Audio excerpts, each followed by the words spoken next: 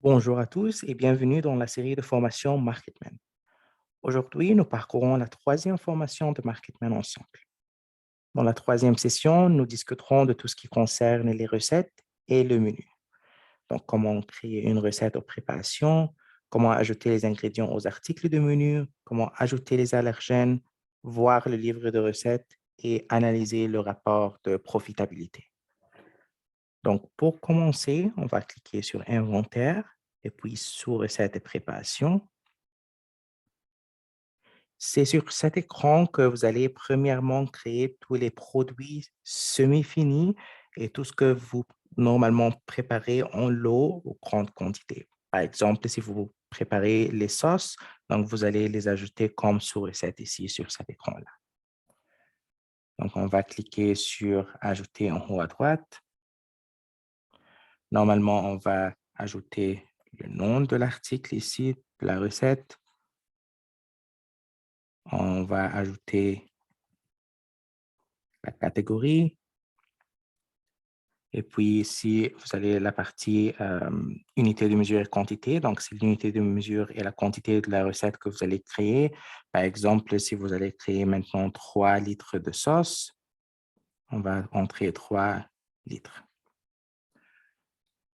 Ensuite, dans la partie ajouter ingrédients, on va rechercher le nom de chaque ingrédient, ajouter la quantité et l'unité de mesure de chaque ingrédient. Donc, par exemple, on va ajouter le premier article, on va ajouter la quantité et l'unité de mesure. Et puis, on va continuer à faire le même processus pour les autres ingrédients de la recette. Au fur et à mesure, donc le système va commencer à calculer le coût de recette ici en haut à droite pour vous. Dans la partie inventaire, vous pouvez sélectionner la zone de stockage dans laquelle vous souhaitez stocker la recette. Et puis, vous allez ajouter votre minimum en stock et le niveau optimal. Et en plus, vous pouvez sélectionner l'unité de mesure du comptage d'inventaire ici, en bas à gauche. La troisième partie ici, c'est la partie procédure. Vous pouvez ajouter le nom de préparation, donc le temps de préparation, le temps de cuisson, toutes les instructions de cuisson, tous les détails de cette sous-recette et une photo sur cette partie en plus. Dans la partie inventaire, vous avez l'option ici, cet article est une préparation. Donc, vous pouvez sélectionner si vous voulez cette recette soit une sous-recette ou bien soit une préparation. La différence entre la préparation et la sous-recette serait dans la façon dont les articles d'inventaire seront déstockés une fois que vous allez utiliser cet article ou cette recette. Si vous laissez cet article comme sous-recette, les articles de l'inventaire seront déstockés au fur et à mesure que vous vendez les articles du menu de votre point de vente. Si vous changez à une préparation, vous devrez normalement organiser des événements de production.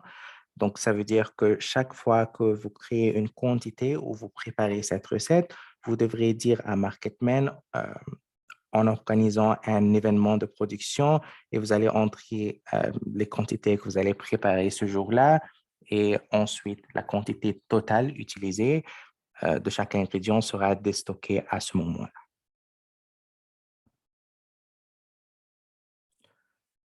C'était le processus de la partie sous-recette et préparation.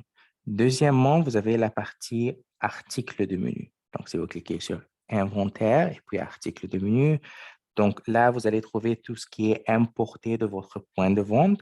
Donc, vous devrez ici les construire un article par article et chacune en fonction des ingrédients et des sous-recettes qui entrent dans leur préparation. Donc, on va cliquer sur un article de menu pour prendre un exemple. On va normalement ajouter une catégorie ici en haut à droite, à gauche. Et puis, dans la partie ajouter ingrédients ici, on va ajouter les ingrédients un par un avec les noms, les quantités et l'unité de mesure. En plus, vous pouvez ajouter ici la partie définir le coût maximum. Donc là, on peut définir un pourcentage maximum de coût de la nourriture que vous ne voulez pas dépasser dans ce cas. La deuxième partie ici, c'est la partie procédure. Comme sur l'écran de sous-recette et préparation, sur cet écran-là, vous pouvez ajouter le temps de préparation, de cuisson, ainsi que les instructions et une photo si vous le voulez. Lorsque vous construisez les recettes sur cet écran-là, normalement, vous allez rencontrer deux types d'articles de menu. Les 1 à 1 articles de menu, ce sont les articles que vous vendez exactement quand vous les achetez. Par exemple, une canette de soda, une bouteille de bière, de l'eau, un sachet de chips, etc. Et en plus, vous allez rencontrer les articles les plus compliqués, comme un repas ou un plat qui nécessite une liste d'ingrédients plus longue. Une fois que vous avez construit les ingrédients de tous les articles principaux sur cette page-là, vous pouvez également commencer à construire les modificateurs. Donc, normalement, le modificateur, si vous cliquez sur groupe de modificateurs ici en haut, là, il s'agit de tout ce que vous modifiez ou ajoutez aux articles de menu que vous avez. Donc, par exemple, si quelque chose se présente dans de différentes tailles ou avec de différents types de lait ou différents plats d'accompagnement, c'est ici que vous allez ajouter tous les modificateurs sur le système. L'écran de groupe de modificateurs ici, c'est parfait pour tout ce que vous allez ajouter à vos repas en quantité fixe qui ne change jamais. Par exemple, ici, vos repas sont toujours accompagnés de la même quantité de frites ou avec les garnitures spécifiques. Vous allez entrer tous les détails sur cet écran-là. On va sélectionner une catégorie de modificateurs ici, par exemple, pour les laits. Et puis, on va voir ici tous les modificateurs qui sont liés à ce groupe-là. Donc, vous allez les modifier un par un sur cet écran-là. Donc, vous allez ajouter les ingrédients et puis vous allez enregistrer pour chaque option que vous avez ici.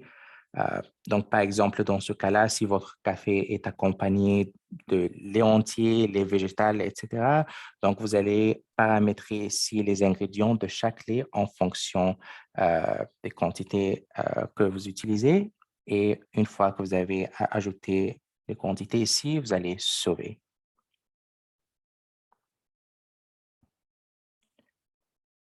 La quatrième partie ici, c'est la partie allergène. Donc, si vous cliquez sur Inventaire et allergènes dans la partie gauche, en fonction des conditions locales, vous devrez peut-être ajouter les allergènes à tous les articles d'inventaire que vous avez. Donc, nous rendons donc ce processus très simple pour vous. Tout ce que vous devez faire ici sur cet écran, c'est vous allez cliquer sur Éditer à côté de chaque article d'inventaire. Et pour chaque allergène, vous allez commencer à choisir contient, peut contenir ou ne contient pas. Vous allez marquer comme validé en bas à gauche et vous allez sauver ici ensuite. Vous pouvez en plus sélectionner plusieurs articles sur cette liste et effectuer une mise à jour en masse. Donc, vous allez cliquer sur Action, mise à jour en masse si tous les articles que vous avez sélectionnés ont la même liste des allergènes sur cet écran-là.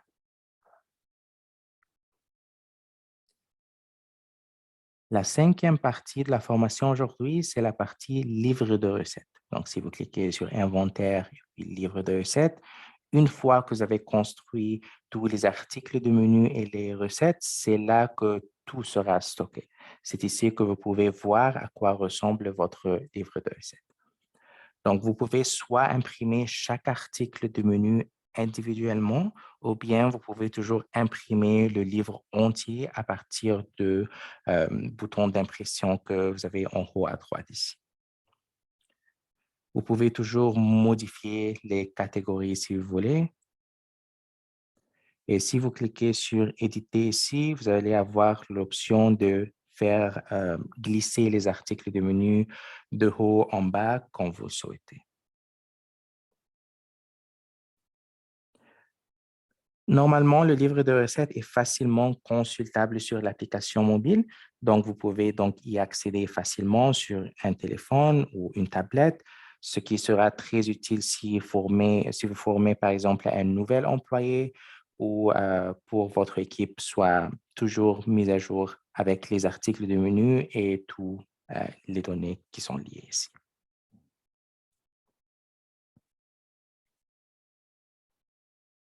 La dernière partie liée au menu que vous avez ici, c'est le rapport de profitabilité du menu.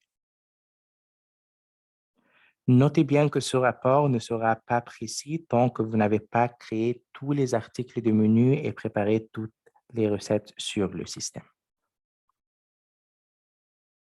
Normalement, vous allez voir pour la totalité de menus, les ventes, les bénéfices, le coût de recette et en plus, vous allez voir les 10 articles avec les meilleurs profits. Et sur cet écran, en plus, sur ce tableau ici, vous allez voir pour chaque article de menu la répartition de la quantité vendue, des ventes, de prix, de coût de recette et de profit. Merci pour votre attention aujourd'hui et on se rencontre dans la prochaine formation.